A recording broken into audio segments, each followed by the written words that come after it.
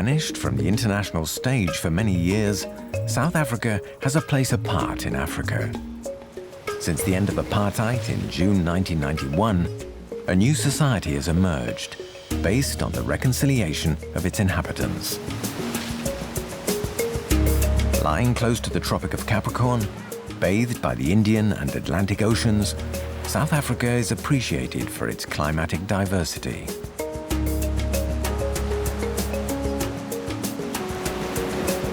In this country, 3 times the size of France, nature has always been generous, and it is one of its main attractions. The South Africans love getting close to nature by the coast or inland, be it gentle or wild.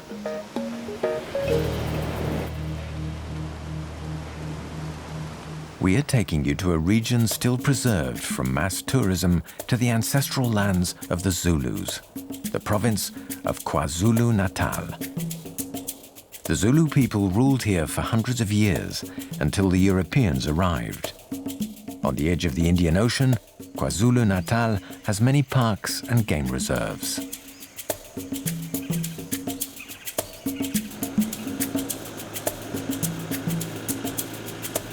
We are in the north of the province, in a private game reserve close to the border with Mozambique. With the sun barely up, Jabulani, one of the reserve's 10 rangers, is doing his daily rounds. Visitors to this reserve can view Africa's greatest wild animals, including the big cats, which roam free here.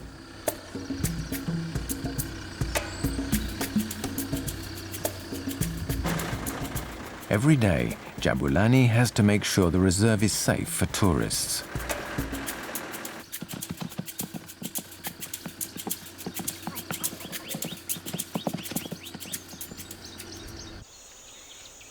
The reserve is a 3-hour drive along a dirt track from the nearest town. Makuzi Falls is a fine example of the wonderful 5-star lodges found in the middle of nowhere.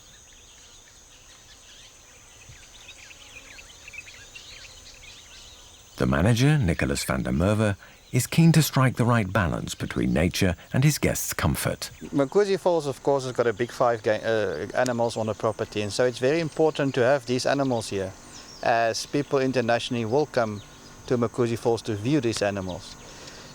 These animals, at the end of the day, will create all of us work, and at the end of the day, there's lots of communities and families that will be beneficiary from these. Makuzi Falls was actually built with the local river stone. If you look at the lodges, you'll see all the stones. Then we've got a very unique type of wood here we call tamboti. That is what we built the whole lodge with, as long as the thatch roof. The thatch roof is all the grass that you can pick in the bushes. And that's been done by the local community who has assisted us in building this place. Makuzi Falls is a 10,000 hectare farm. It's inside the farm there's no fences, but there's only one major fence around the whole property. So you can encounter any animal, any time of day as a wildlife animal, especially the big 5. They come and drink down at the waterfalls. You'll see them here, and you'll definitely at night experience the sounds as well.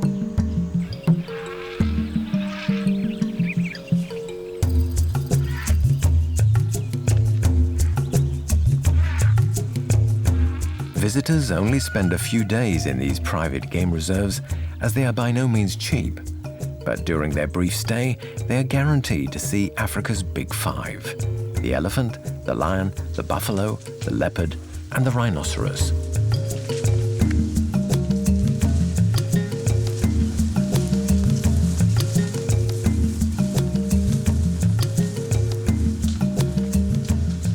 To satisfy their guests, the private game reserves must be able to offer visitors quick and quality access to the most popular animals.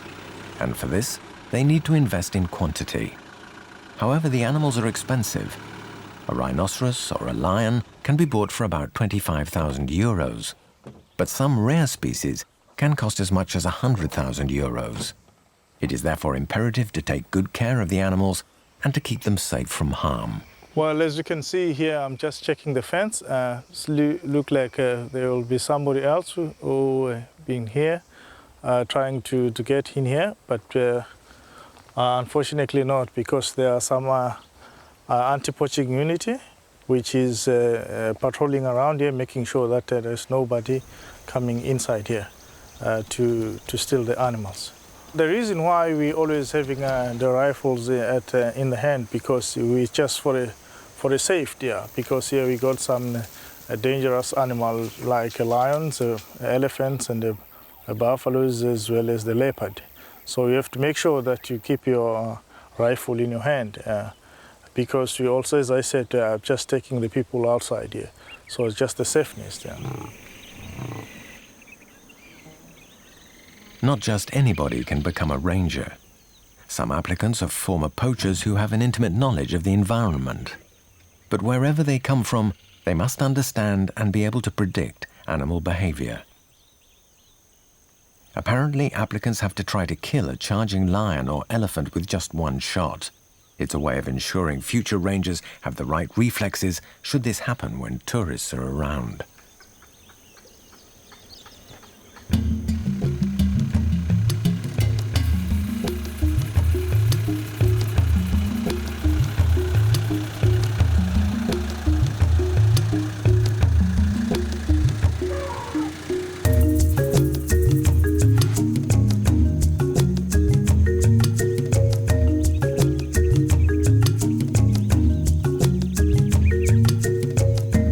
Private reserves usually organize 2 safaris a day, one very early in the morning, the other at twilight. These are the best times to view animals in the wild. During the day, they tend to be elusive. They hide in the shade of the bushes to protect themselves from the heat. Never. No, it's a great experience, I think. I mean, it's a bit scary. No.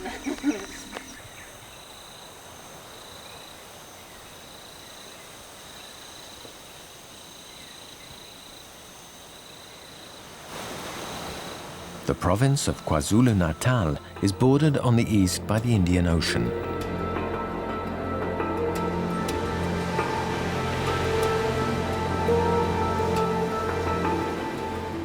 Sean Wisedale is one of South Africa's most popular adventurers. He is the first person to have climbed the world's 7 highest peaks. Actively involved in protecting the environment, he relaxes in the ocean when he isn't on an expedition. Today, he's come to a mecca for scuba diving, Aliwal Shoal. This world-renowned dive site was among the first to offer shark diving with no cages. He's accompanied by one of the world's most experienced shark divers, Juan Pereira, who has been passionate about sharks since childhood. He knows that every day around the world, thousands of sharks are unjustly killed, often the victims of their image as killers. John, just explain what's happening here now. How's this all working? Sure, what we're doing, we're putting an anchor down. I'm going to throw this carcass overboard. Let me do that now because I'm going to get pulled overboard. Okay, what we've done is we've put a bucket down with a whole lot of sardines, with a whole lot of anchovy oil. We've got a carcass on the top right at the end. What we're trying to do is create a whole chum slick, and with the hope that the sharks are going to pick up on the chum slick and eventually they'll work their way to the source of where the chum is coming from.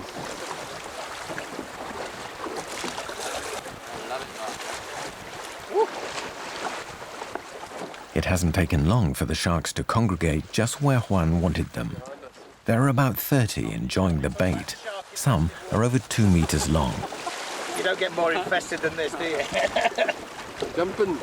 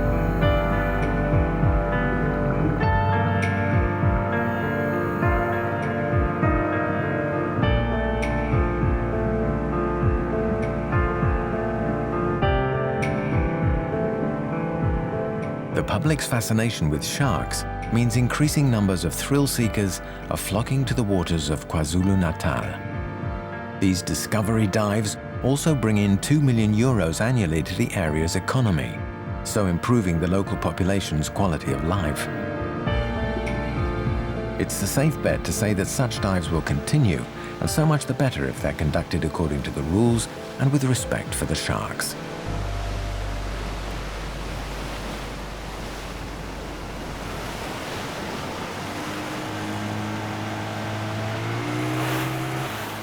In order to protect fish resources, Aliwal Shoal has been declared a protected marine reserve.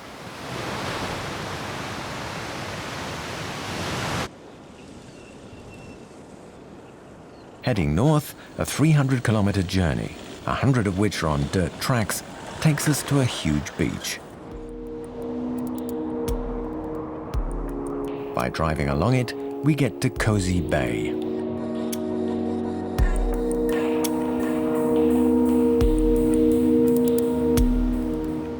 Cozy Bay is a restricted access area. Only 16 vehicles are allowed here per day, and you need a special permit to gain admittance.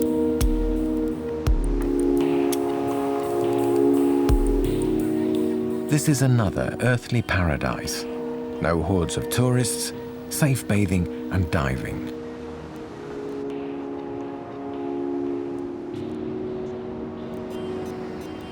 This protected and closely guarded spot is a marine sanctuary possessing a remarkable ecosystem. The estuary is connected to a series of lakes, some of which contain saltwater fish and freshwater fish. The preservation of this special place is also very important for the local population. The Tonga, who are the only Zulu fishermen, a people that usually practices hunting.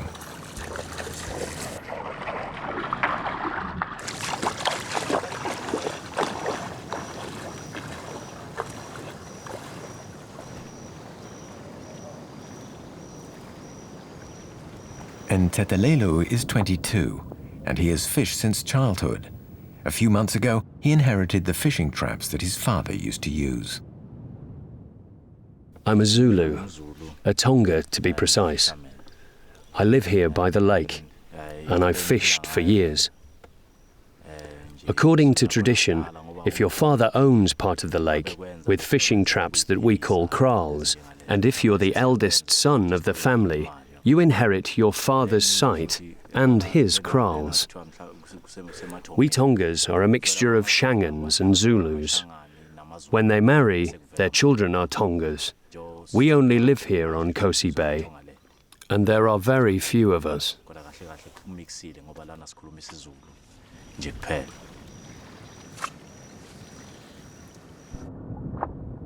The fishing traps work rather like funnels.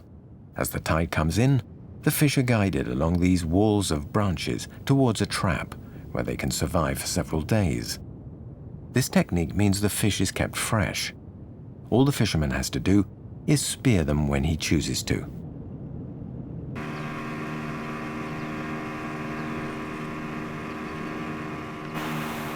Joseph works at Cozy Bay Lodge. Twice a week, he travels up the lakes to get fresh fish for the restaurant.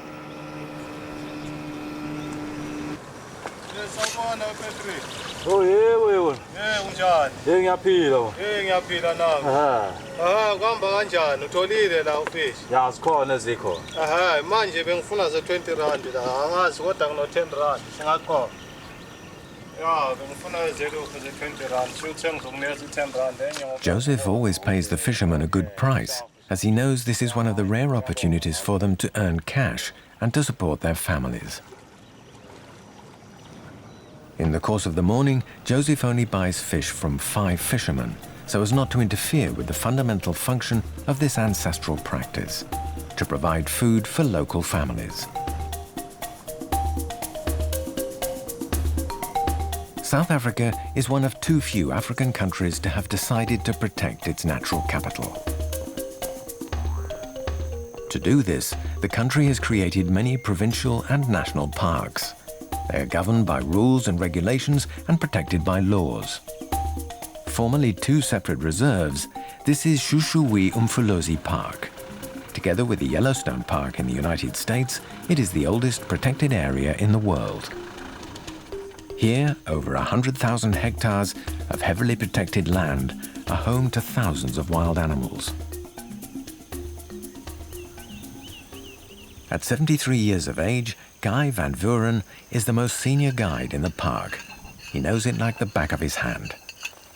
The basic difference between a national park, a provincial park, and a private park is that in the parks, national and provincial, you can drive in your own vehicle at your own risk, of course. In a private park, you have limited driving in your own vehicle. Otherwise, you are taken by a qualified ranger to go and view the game. The tariff in the national park and the provincial park is affordable by the average South African, where the private parks is very expensive. Also, you must remember the money that the private parks and the national parks get from accommodation and gate fees. That goes back into conservation to help the animals.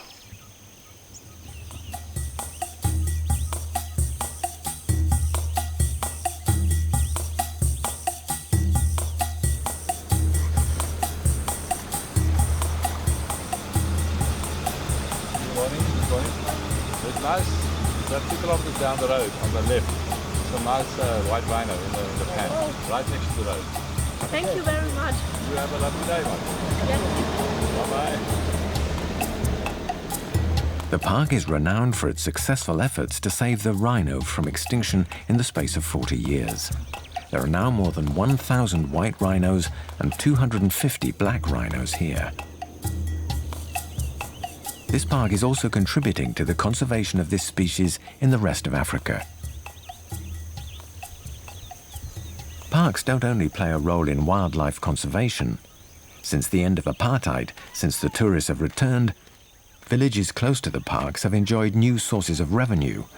The young find work locally, and fewer leave to swell the townships of Durban, Johannesburg or Cape Town.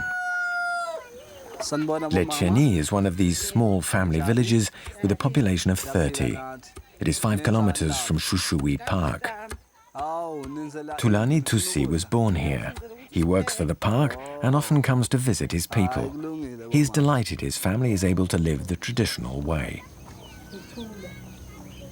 The women use red or white clay to protect themselves from sunburn. But this form of protection is as aesthetic as it is cosmetic. Everyone puts their imagination to work. We're pleased to have tourists here in KwaZulu-Natal. They come to visit our village. In the past, we couldn't share our culture, and travellers couldn't visit our villages and our homes. The national park has changed all that. Foreigners come to learn about our culture and our particularities, to understand how we Zulus have survived. These visitors help us. They give us money when we make traditional or cultural objects. We're less worried about the future now, because South Africa's economy has opened up to other countries. We're no longer considered pariahs.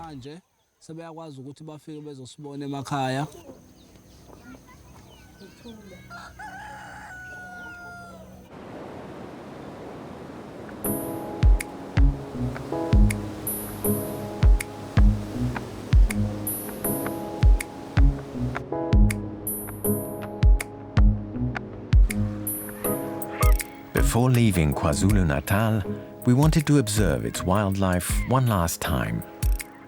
So we travelled 10 or so kilometers from G.E.I.E Park to Falaza, a private game reserve. Here you can really get close to the animals, simply and without a four-wheel drive. My name is Tina, welcome here. That's Patrick, our tracker. I'm the guide for the afternoon. So, well, are you all familiar with horses? You were riding before? Yeah. Okay, right, we're going to introduce you to them right now as well, but we keep it on a slow pace, okay? No galloping. Please try to stay in a file, in a single file. Listen to my commands, keep the voice a little bit down, especially when we're close to animals. Silent. Okay, everything else, I give you more briefing why we're going, and please, when you have questions, then please ask. I try to answer it all. Okay, let's go. Are you ready? Tina Davies was born in Hanover, Germany. She has been living in South Africa for about 10 years. This nature lover and keen horse rider found just what she was looking for here. She is a horseback safari guide.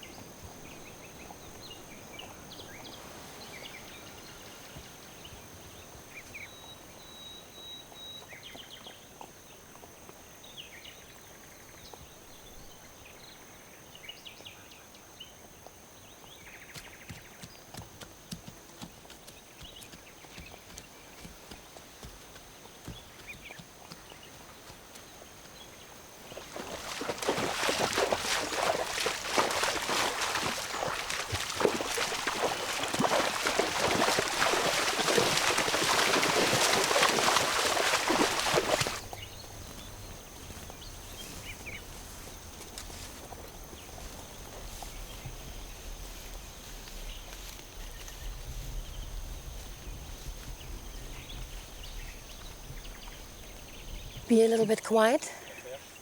That is a white rhino we've got here, a male white rhino. The name white rhino, white-black, has nothing to do with the color. Black and white rhino both are gray, okay? It's just a mistake in translation. If you look at the lips, they are squared. When he lifts up his head, you can see them. They are squared, and the Afrikaans word for that is wide. So the English, they translated that with white. That's all, hence the name white rhino. This one is eating grass, so you can even identify them from a bit far away. If you see the head is low, it's eating grass, then usually you're on the safe side to say it's a white rhino. And because it's a white rhino, we'll be able to go so close to this animal. Because it's known it's not very aggressive, it's quite sociable. Usually if it feels frightened, it backs off, okay? With a black rhino, you would never go so close. A horseback safari is something very special. It enables you to get close to nature and the animals. You're in harmony with nature. To see wild animals, you need a bit of luck and a lot of patience. But riding a horse enables you to be in harmony with the environment. On a horseback safari, you can view wild animals and be one with your horse. It suits horse lovers as well as nature lovers, even if they can't ride. The animals are more relaxed and we can get up close.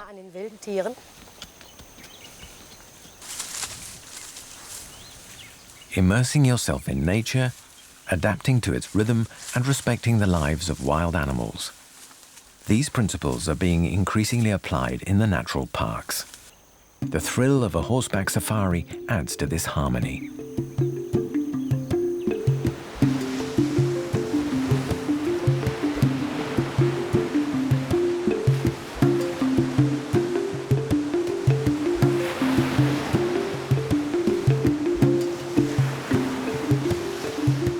With its wide open spaces and pristine coastline, KwaZulu-Natal has become one of South Africa's eco-tourism havens.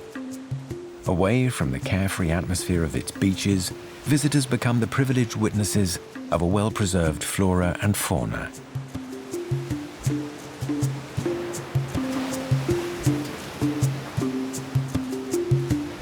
As long as the income from the wildlife tourism industry continues to benefit the province and its inhabitants, the game reserves and natural parks will be preserved.